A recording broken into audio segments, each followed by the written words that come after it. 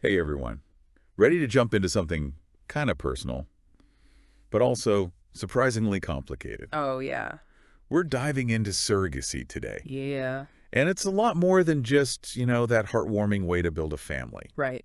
We've got this guide from OVU.com. Mm-hmm. It's a great resource if you're looking into IVF or anything in the fertility world. Yeah. It lays out this whole surrogacy process. Okay.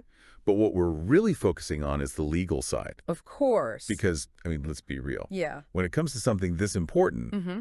you want to be sure every little thing is checked off right. Absolutely. Every I dotted and every T crossed. Exactly. Yeah.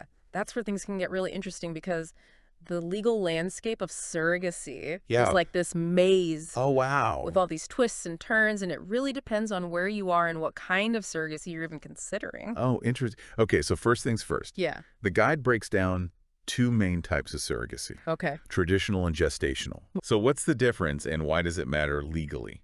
So think of it this way. Okay. In traditional surrogacy, the surrogate mother is also the biological mother Oh, no. because her egg is used. Okay. And that creates a whole bunch of legal issues, Yeah. especially around parental rights. Oh, I see. I mean, imagine the emotional roller coaster involved for everybody. Oh, yeah. And then on top of that, you add like a legal battle. Oh, gosh. It's stressful. That's a lot. It is. So gestational surrogacy is where things get a little simpler legally. Yeah. And Usually so- the surrogate carries a pregnancy, but it was created using an egg from someone else. Right. Either the intended mother or a donor. Gotcha. So no genetic connection between the surrogate and the baby. Exactly. Which makes things a lot easier, I would think. It usually makes establishing legal parentage for the intended parents a smoother process. Yeah. But you still have a lot of legal boxes to check off. Okay, so two types of surrogacy, Right. each with their own legal hurdles. Uh, But OVU.com also dives into another distinction. Yeah. Compensated versus altruistic surrogacy. Okay. This is all about the money, right? Yeah, you're right on the money. Commercial surrogacy is where the surrogate is compensated financially for her services, Oh. beyond just covering medical expenses. Mm-hmm. Think of it as a professional service. Okay. Altruistic surrogacy, on the other hand, is about helping someone realize their dream of parenthood. Right. The surrogate receives money for medical costs and expenses, but no additional payment. It's kind of like, giving a friend a ride. Yes, Gas money versus a heartfelt thank you. that is a perfect analogy. Right. It really highlights those different motivations and also the ethical considerations. And legally speaking, different countries and even states within the U.S. have very different stances on what's allowed.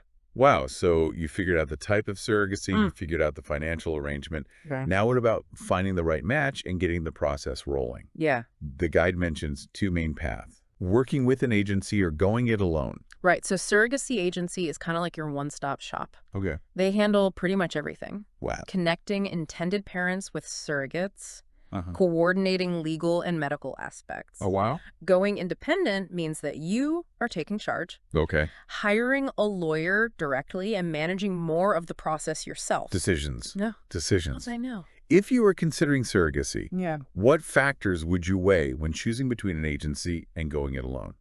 That's a great question. Yeah. Comfort level with handling complex processes, Mm. budget, Yeah. the amount of support that you need are all important factors. Right. Agencies offer that handholding experience, but it costs more. Yeah. Going independent gives you more control, but you have to do a lot more of the work yourself. Right. More legwork. Yeah, and this is where I really want to emphasize something that the OVU.com guide stresses repeatedly. Right. No matter which path you choose, having very solid legal contracts is absolutely non-negotiable. Okay, so contracts are like the foundation, Yes. the legal bedrock of the whole surrogacy process. Yes. To make sure everyone's on the same page. Exactly. And it's not just one big happy contract signing party. Right. A well-drafted contract protects both the intended parents and the surrogate, Okay. and both sides have their own independent legal representation. So it's like having your own legal wingman. Precisely. Make sure everything is fair. Yes. Separate lawyers mean everyone fully understands the terms. Okay. Their rights are protected, and there's less room for any surprises or disputes later on. Oh, that's good. Think of it as peace of mind, legally binding peace of mind. Got it. Now, let's say we've got our legal dream team assembled. Okay.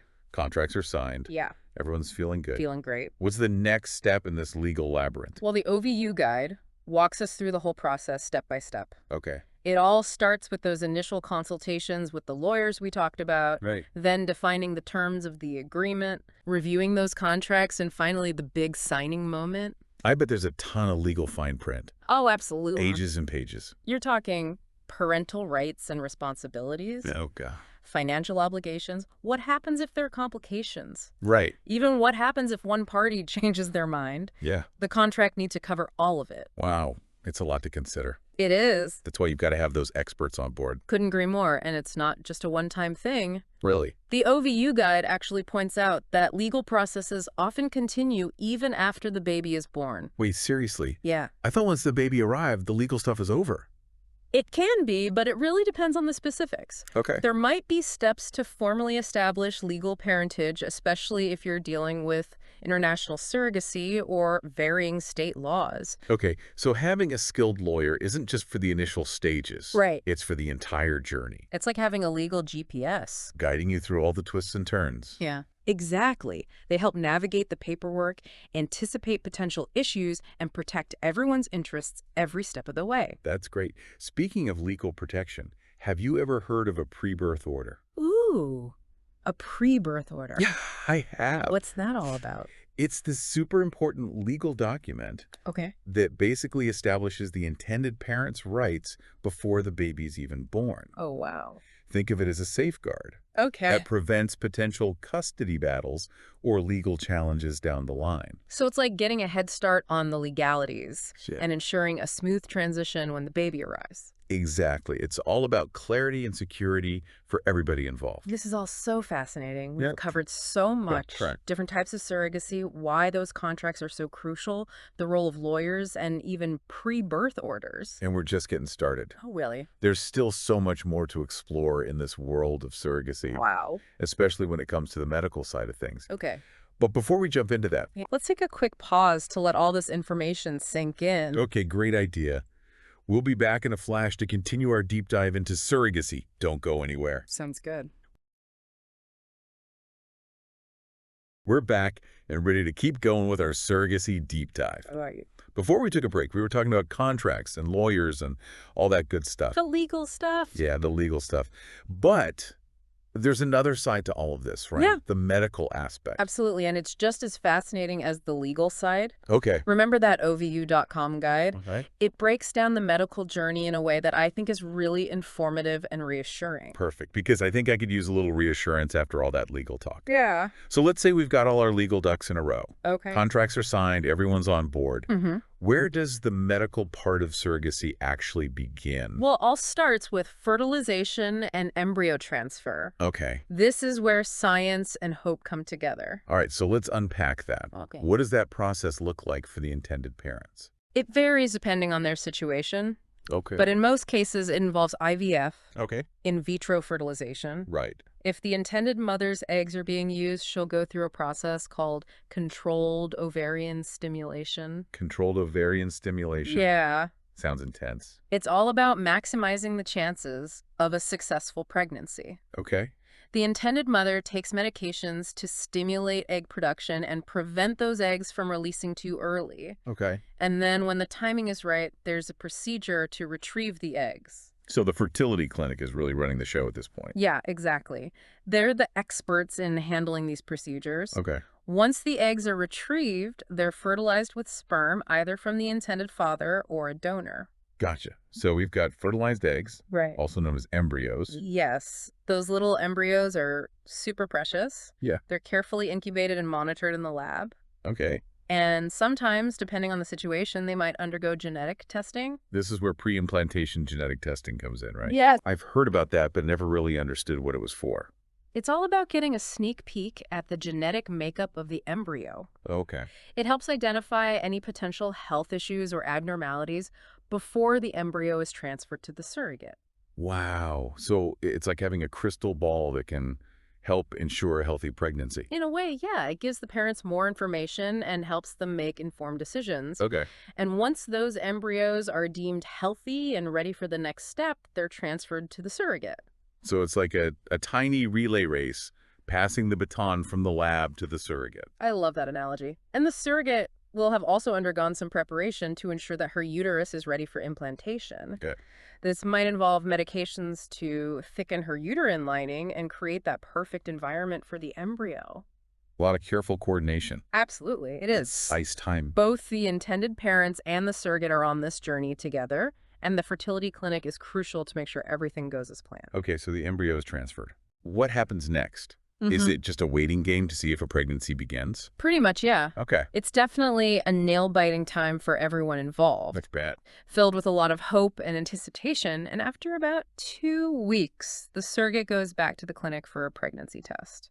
I bet those 2 weeks feel like forever. They do! Fingers crossed for a positive result. Absolutely. And if the test is positive, the surrogate will continue to have those regular checkups and ultrasounds to monitor the pregnancy's progress. Okay, so this is where we transition from the legal and medical groundwork to the actual pregnancy journey. Exactly. The emotional part really comes into play here. Yes. And the intended parents and the surrogate will have already discussed the level of communication and involvement that they want during the pregnancy. I imagine that varies a lot from one situation to another. Oh, absolutely. Some intended parents are very hands-on, attending every appointment, every ultrasound. Okay.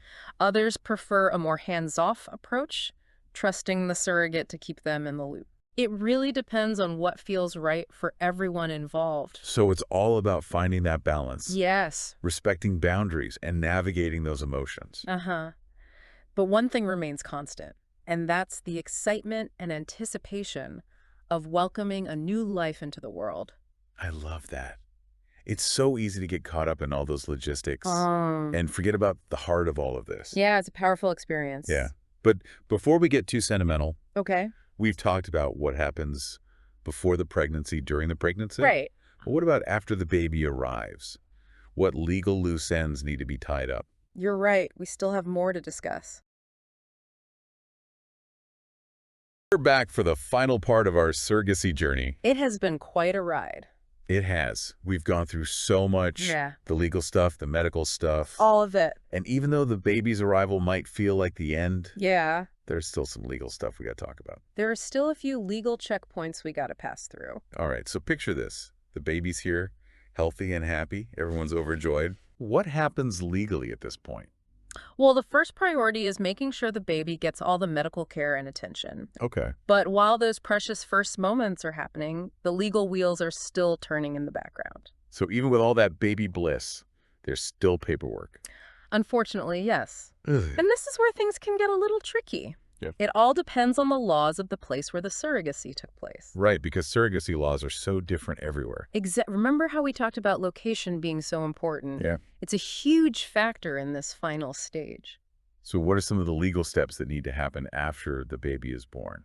Well, the most important one is getting a birth certificate that lists the intended parents as the legal parents. Okay. This might seem straightforward, Yeah. but it can actually be a whole court process to confirm their parentage, Oh, wow. especially if the surrogacy was in a place with stricter laws. So even if the intended parents are the biological parents, they still have to go through all this. Yes, to be officially recognized.